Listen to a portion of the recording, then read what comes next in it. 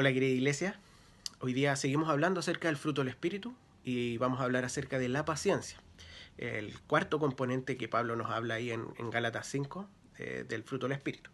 Hoy día vamos a leer en Efesios capítulo 4 versículos 1 y 2. Dice: Yo pues, preso en el Señor, os ruego que andéis como es digno de la vocación con que fuisteis llamados, con toda humildad y mansedumbre, soportándoos con paciencia los unos a los otros en amor. Pablo en esta parte está animando, exhortando a los efesios a que ellos puedan vivir en conformidad, según, ¿cierto?, su identidad, según lo que ya son en Cristo. Y parte importante de esto es la relación con los hermanos. Dice, soportándose unos a otros con paciencia. La paciencia es esta virtud, esta habilidad de poder soportar y aguantar firmes frente a la adversidad, ya sea por las circunstancias negativas o por dificultades con personas.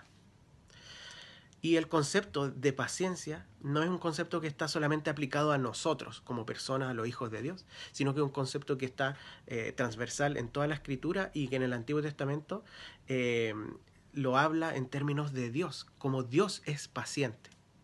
Leemos como dice que es tardo para la ira, que es lento para la ira, que Él pasó por alto los pecados de su pueblo, que ha pasado por alto los pecados de nosotros.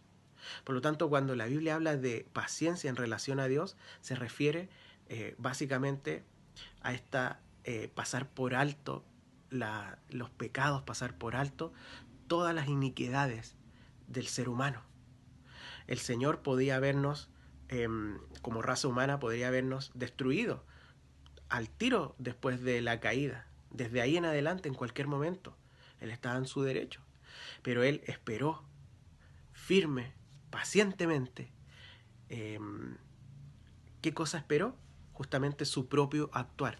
Él mismo mandó a Cristo, Él formó un pueblo.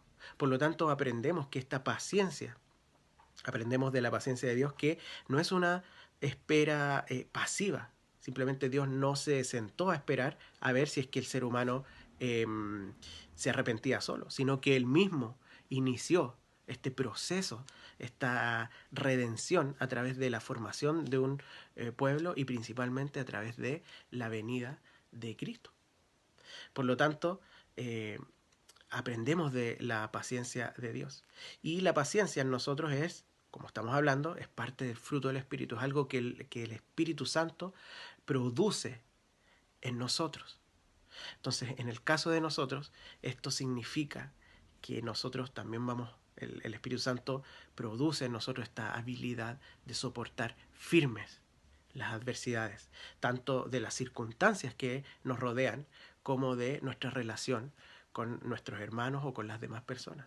Incluso es esta habilidad de poder pasar por alto el pecado de los otros hacia nosotros, esperando que, esperando lo que el Señor va a hacer, pero también de una manera activa, confrontando a nuestros eh, hermanos, amándolos, haciendo la voluntad de Dios. Por lo tanto, la paciencia no es simplemente no hacer nada, no debemos confundirla con la pasividad de simplemente quedarnos quietos y no hacer absolutamente nada, sino que está arraigada en una confianza en Dios. Asimismo entendemos entonces que la impaciencia, ¿cierto? Lo contrario es justamente una falta de confianza de lo que Dios está haciendo. Y la impaciencia es un tomar en control nosotros las cosas al tiro. Por ejemplo, si alguien peca contra mí, yo tomo una acción y exploto, ¿cierto? Y tomo una represalia contra mi hermano. El Señor nos dice no, en paciencia, esperando que el Señor haga a sus tiempos y nosotros haciendo la voluntad que es amar a nuestro prójimo.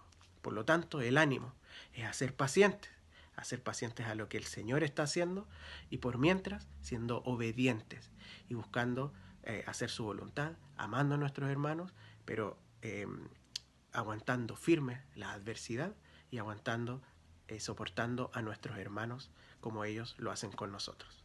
Que tengan un muy buen día.